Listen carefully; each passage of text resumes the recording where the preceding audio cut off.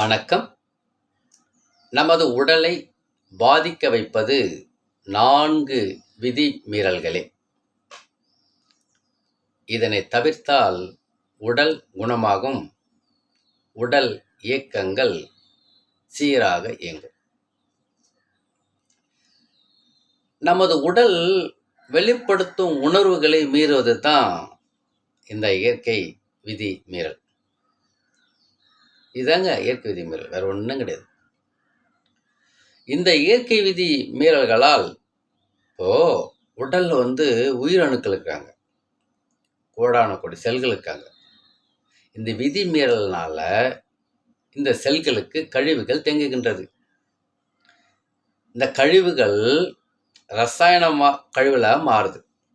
தேங்கிய ரசாயன கழிவு மாறுதா, தன்னைத்தானே ரசாயன கழிவை மாற்றிக்கும். அந்த கழிவுகள் உடல் உறுப்புகளை பாதிக்குது. இந்த கான்செப்ட் புரிஞ்சுக்கணும். இந்த உடல் உறுப்புகள் பாதிக்கும் போது ஒரு பேர் வச்சிருக்கோம், நோய். கழிவுகளின் தேக்கமே நோய். என்ன சொல்ற பாருங்க, கழிவுகளின் நீக்கமே சிகிச்சை. இந்த நீக்கம் தான் இப்போ நான் பார்க்க போற இந்த விதிமீறல்கள் தான். அதை தவிர்ப்பது தான். இப்போ இந்த உடல் செல்களுக்கு கழிவுகள் அதிகமாக சேர்ந்துருச்சுன்னா அப்போ அது பாதிப்படைந்தானே. அதுக்கு நிறைய பேர் வச்சுருப்பாங்க. கல்லீரல் பாதிச்சு போச்சு, பித்தப்பை பாதிச்சிடுச்சு, கிட்னி பாதிச்சிடுச்சு, நுரையீரல் பாதிச்சிடுச்சு. நிறைய பேர், நூற்றுக்கணக்கான பேர் வச்சுருப்போம். அதுக்கான ரசாயனங்கள் மாத்திரைகள் போட்டுகிட்டே இருப்போம். அது அந்த சமயத்தில் மட்டும்தான் சரியாகும். தொடர்ந்து சாப்பிட்டா மீண்டும் மீண்டும் உடலில் கழிவுகள் தேங்குகிறது. இப்போ நம்ம செய்ய வேண்டியது, இந்த 4 விதிமீறல் என்னன்னு புரிஞ்சுக்கிட்டாலே போதுங்க. மொத்த கழிவுகளும் வெளியேறும், உடல் ஆரோக்கியமாகும், குணமாகும். மீண்டும் நமக்கு எந்த நோயும் அணுகாமல் பார்த்துக்கலாம். நம்ம உடலை நாம் பார்க்கலாம், வேற யாருங்க பார்க்க போகிறாங்க? யாருக்கு உரிமை இருக்கு? அவர்கிட்ட இப்போ உடம்பு கொடுக்கணுமா? நம்மளால நம்ம கையில் இருக்கு, வேற யார் கையில் இல்லை. இதுக்காக நம்ம ஒதுக்குறோமா? ஒதுக்காமல் இருப்பதே விதிமீறல். இயற்கையை மதிக்காமல், உடலினை இயற்கையை மதிக்காமல் நம்ம அதுக்காக நேரத்தை ஒதுக்காமல் இருக்கிறோம் பார்த்தீங்களா, அது மிகப்பெரிய விதிமீறல். இப்போ 4 விதிமீறல் சொல்கிறேன் பாருங்களா. நம்பர் 1, பசி. ஷார்ட்டாக முடிச்சிடறேன். பசிங்க. பசி உடலின் அடிப்படை தேவை என்னது? உணவு தானே. அதுக்கு அந்த உணவை கேட்குற சக்தி யாருக்கு இருக்கு? பசிக்கு மட்டும்தான் உண்டு. அந்த உடம்புல தேவையான உணவுகள் குறைஞ்சு போச்சு, ஆற்றல் குறையுது அப்படின்னு சொல்லிட்டு பசியின் மூலமா வெளியேற்றுது. அந்த பசியை மதிக்கிறோமா? நாமோ மதிக்கிறோமா? இது மீறது தாங்க விதி மீறல். பசிக்கும் போது என்னது?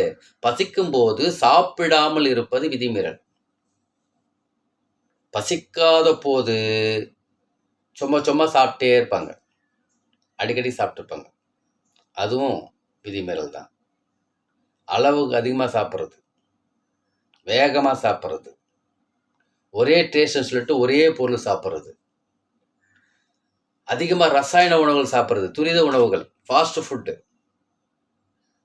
இப்படி தான் வகை வகையாக நாம் அந்த விதிமீறல் செஞ்சுட்டு உடலை பாதிக்க வைக்கிறோம். இது தெரிஞ்சுக்கணும், வேற ஒன்றும் கிடையாது. சும்மா தெரிஞ்சுக்கிட்டு இந்த மண்டையில் போட்டாலே போதும். இந்த உடல் தானாகவே சரி பண்ணும் அதை.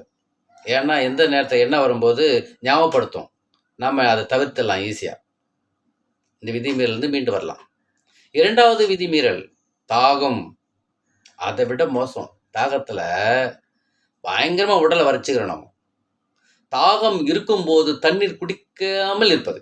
பாருங்க, குடிக்காமல் இருக்காங்க. தாகம் வரும்போது குடிச்சிடணும் தண்ணி. குடிக்காமல் இருப்பது விதிமீறல்.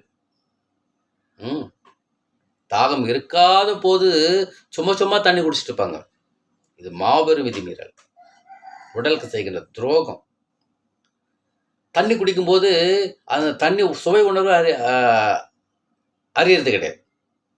தூத்தி அப்படி குடிப்பாங்க, வேகமாக குடிச்சிட்டே இருப்பாங்க. நின்றுட்டு வேறு குடிப்பாங்க.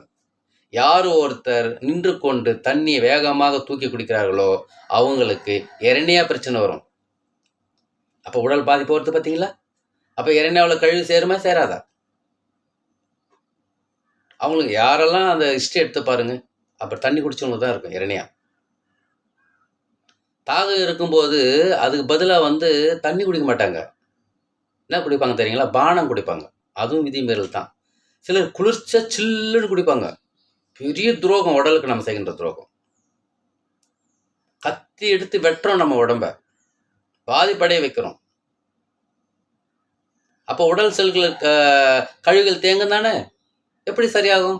எந்த மருந்து போட்டால் அந்த மருந்தும் கழிவு தான். அப்போ உடல் உறுப்புகள் பாதிக்கும் தானே.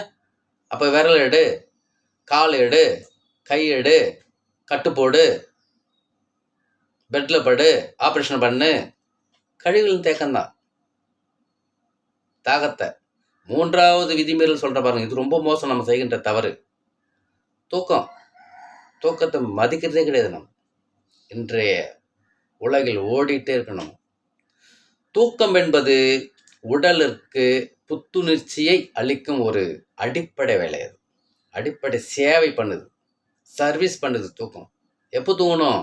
நைட்டில், இரவு 9லிருந்து 11 மணி வரை தூங்கணும். கவனிங்க, இந்த சிஸ்டத்தை சொல்கிற பாருங்க. இரவு 9லிருந்து 11 மணி வரை தூங்க வேண்டும்.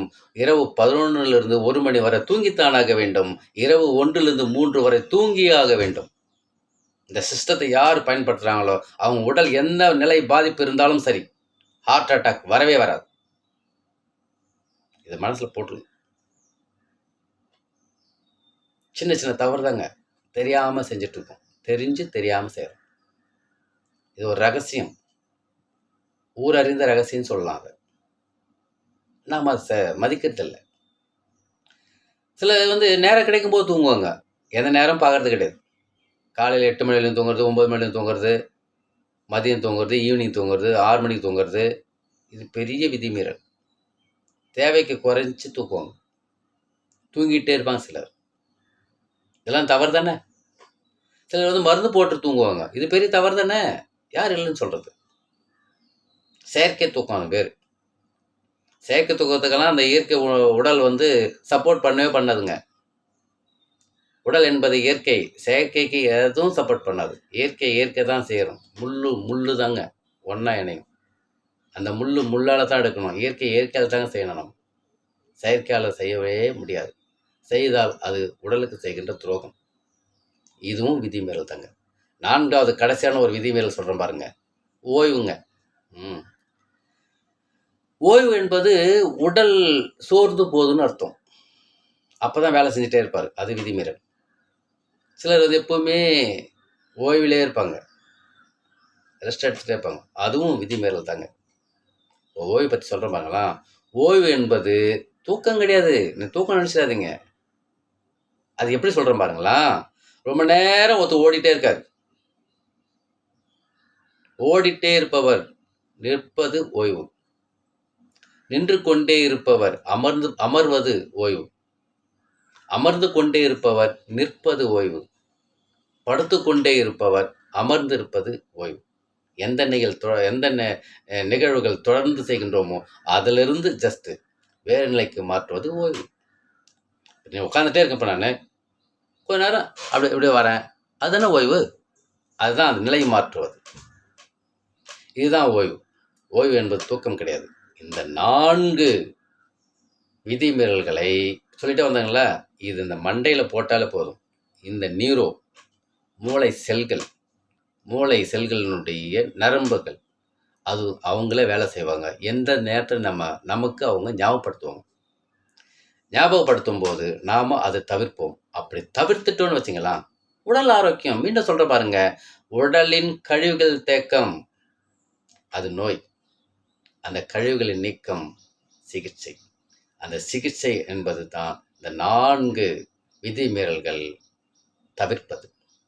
அப்படி தவிர்த்துட்டுன்னு வச்சிங்களா, உடல் ஆரோக்கியம் கிடைக்கும், புத்துணர்ச்சி பெறும், உடல் நோய்களிலிருந்து மீண்டு வரலாம், மீண்டும் நோய்கள் வராமல் பார்த்து கொள்ளலாம். எந்த நோயான இருக்கட்டுங்க, நாள்பட்ட நோய் இருக்கட்டும், இப்போ இருக்கிற நோய் இருக்கட்டும், இது 4 மட்டும் கடைப்பிடிச்சு பாருங்களேன். கடைப்பிடிச்சிட்டு அது ஒரு நல்ல ஒரு செய்தி கிடைச்சுன்னா உடல் நம்ம சொல்கிறத கேட்கும். அப்போ சொல்லும்போது நாம் சொல்கிறது அது கேட்கும், அது சொல்கிறது நாம் கேட்போம். அப்போ உடல் ஆரோக்கியம் தானே, என்று இளமை. அப்போ இங்கே இந்த நம்பருக்கு மெசேஜ் போடுங்க. நான் இதை கடைப்பிடித்தேன், எனக்கு சரியாச்சு மெசேஜ் போடுங்க. இது சவாலாக எடுத்துக்கணும். நமக்கு உடலுக்கு நம்ம தான் பொறுப்பு. தொடர்ந்து செய்வோம். உடல் ஆரோக்கியமாக இருப்போம். நம் நலம் நம் கையில். அன்புடன் உங்கள் கண் ரவிவர்மன்.